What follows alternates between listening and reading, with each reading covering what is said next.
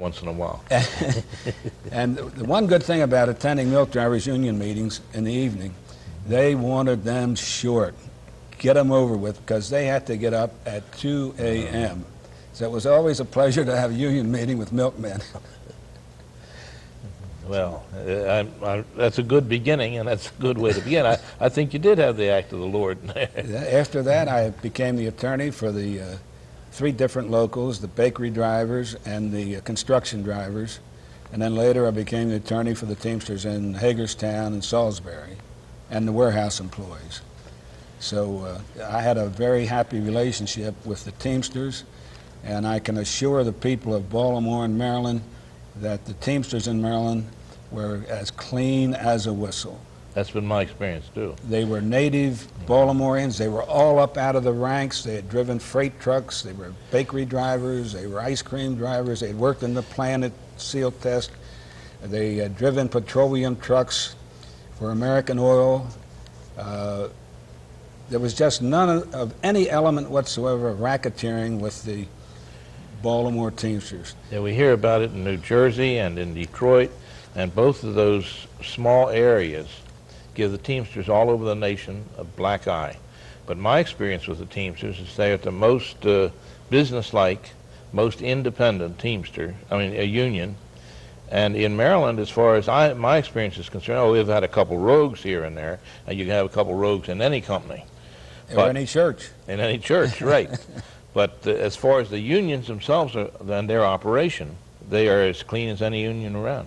And the employers, I represent the Baltimore Building Construction Trades Council from about 1953 to 1975.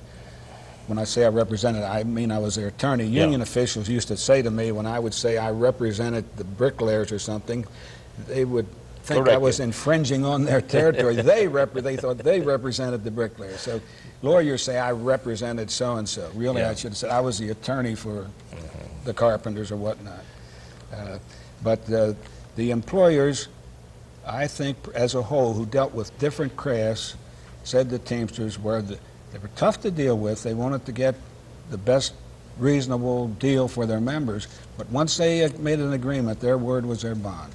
They had a great reputation for that way. And Joe Townsley, when he became president of the Milk Drivers, Local 937, he was really looked up to by the union members. Loved him because he did a great job for them, and then the employers liked him because he was so fair and good for the industry. He promoted the milk industry, ice cream industry.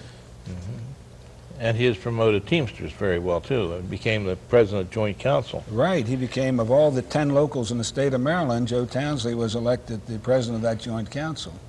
And I'll have to have him on the show sometime soon. Yes, he would be interesting. Yeah. Everett, this is my second time on TV. Yeah? The first time was in about 1957, 58.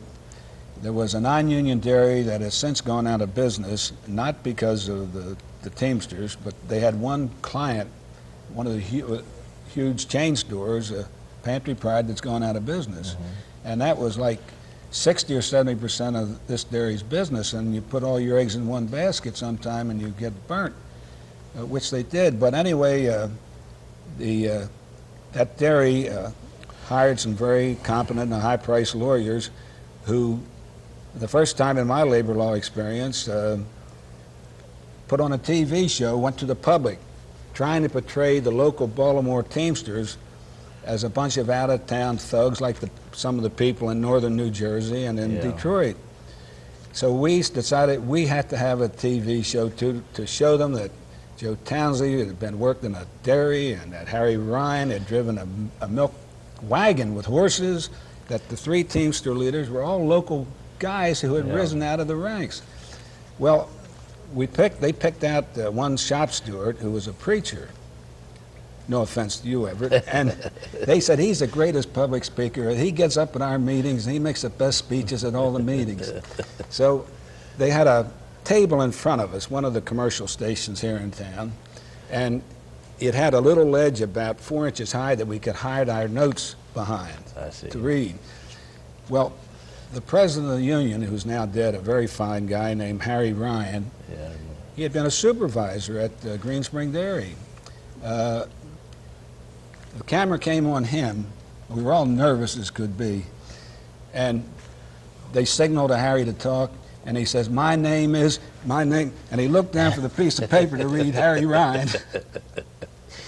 And they called on me, and I'm sure I was as bad as any of the rest of them. And they finally called on the part-time preacher, and he froze. No kidding. When the light came on, he couldn't say anything. We were told that was the worst TV show in the history of the state of Maryland. I've had people who usually are very, very, very articulate who sit down there, and then I'll ask them a question, and they say, yes. And that's all. That's all I get out of them. I understand the predicament. Well, after as the 50s and 60s went on, in 1962, there was a young attorney with the National Labor Board regional office in Baltimore named Cosmo Abato. And still doing very well. And I was working a 7-day week, 10, 12 hours a day, except Saturday and Sunday. I would only work 6 to 8 hours a day on Sunday. And I got Cos to come with my law firm. It became the firm of Bracken and Abato. And then I started doing a lot of trust agreements for union pension funds, apprenticeship funds, health and welfare funds, vacation funds, and many others. I drafted some for the ILA.